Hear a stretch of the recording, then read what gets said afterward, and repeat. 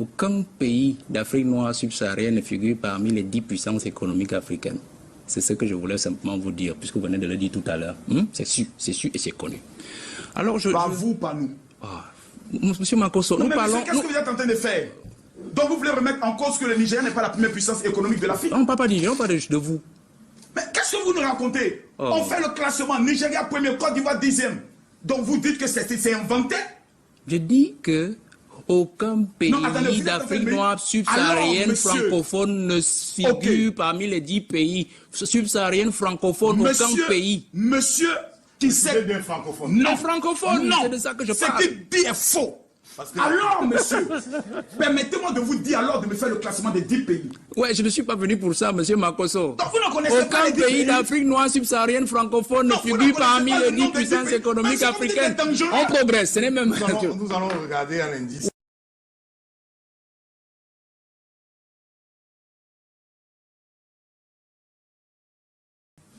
Monsieur Tonga, peut-être le verdict? Non, il y a plusieurs sources pour dire ça. Non, donnez le verdict. Afrique noire subsaharienne francophone, aucun pays. Non, en fait, la Côte d'Ivoire et la Tanzanie se disputent la 10e place. Quand nous regardons sur plusieurs sources... Vous avez votre source à vous aussi? Oui, j'ai ma source. Donc la Côte d'Ivoire et la Tanzanie se disputent quoi? La 10e. Publié le 14 février 2022, la Côte d'Ivoire réintègre le top 10 des plus grandes puissances économiques d'Afrique.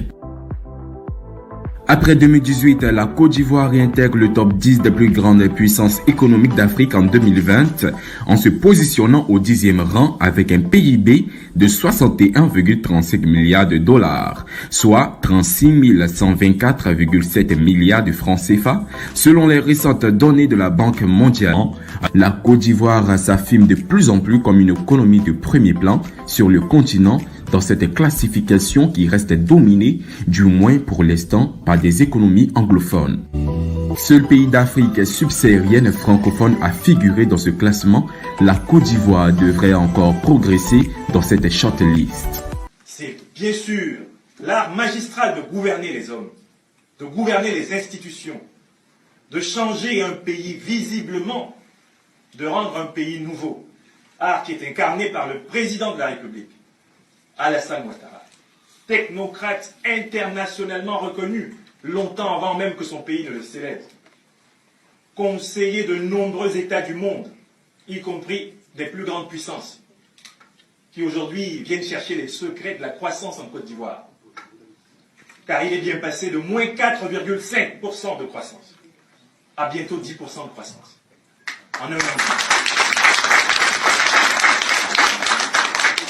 On a beau dire l'espace charnel, matériel de la Côte d'Ivoire parle pour l'art architectural du président Ouattara.